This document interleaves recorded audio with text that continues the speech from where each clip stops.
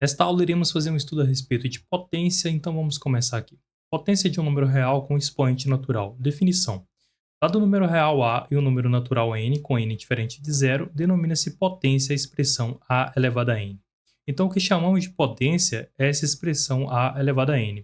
O que significa isso? Significa que eu vou multiplicar o meu número A por ele mesmo, a quantidade de vezes que está indicada aqui no meu expoente. Nesse caso, é uma atribuição genérica n, eu não sei o valor de n, esse valor vai variar, mas eu sei que eu tenho n fatores aqui.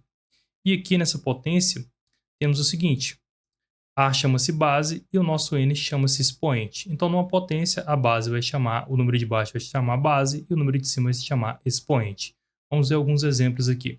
2 elevado a 3 é 2 vezes 2, 3 vezes, que é igual a 8.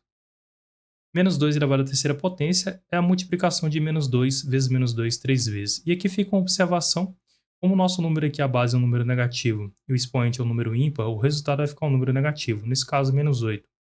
E aqui temos menos 1/3 elevado a 4, também fica uma outra observação: quando o número é negativo e o expoente é par, o resultado vai ser um número positivo. Aqui vamos multiplicar menos 1/3 por menos 1/3 4 vezes.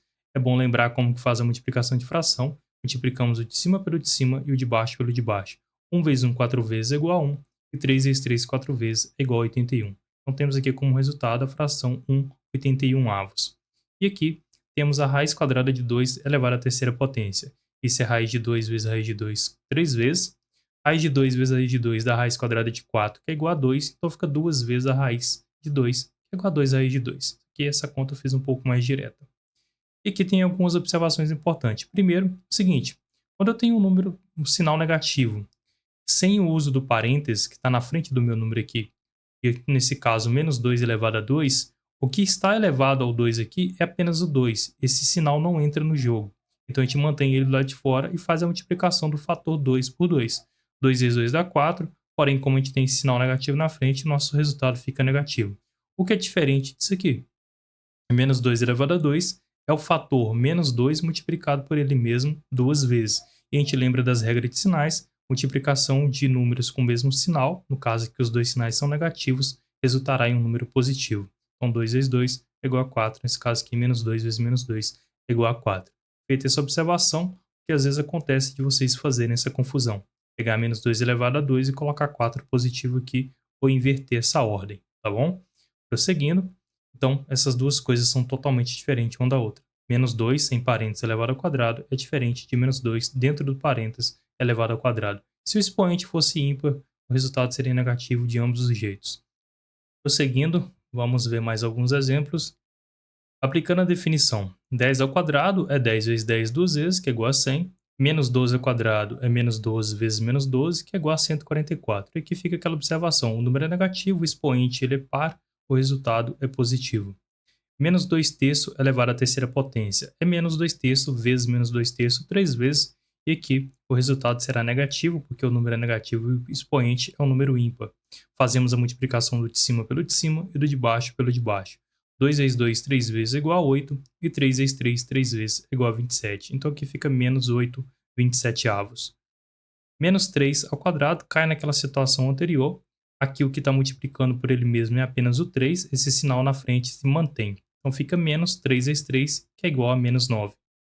E aqui, 0,5 a terceira potência é 0,5 vezes 0,5 3 vezes.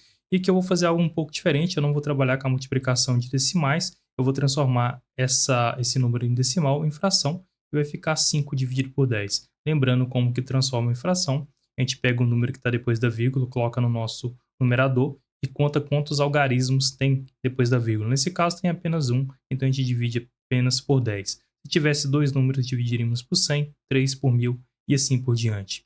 5 vezes 5, 3 vezes dá 125. 10 vezes 10, 3 vezes 1000.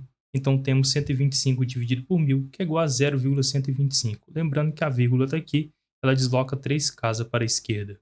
Questão número 2.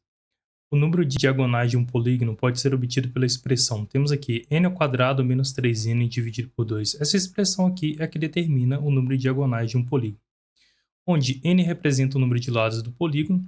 Dadas essas condições, quantas diagonais tem um polígono de 5 lados e um de 10 lados? Primeiramente, vamos calcular o de 5 lados, ou seja, n igual a 5, basta substituir nessa fórmula no lugar de n o número 5. Então temos aqui n ao quadrado menos 3n dividido por 2 vai ficar 5 ao quadrado menos 3 vezes 5 dividido por 2. 5 ao quadrado igual a 25, 3 vezes 5 igual a 15, 25 menos 15 igual a 10, então fica 10 dividido por 2, que é igual a 5. Então esse polígono tem um total de 5 diagonais. Se ele tem n lados, então ele terá 5 diagonais.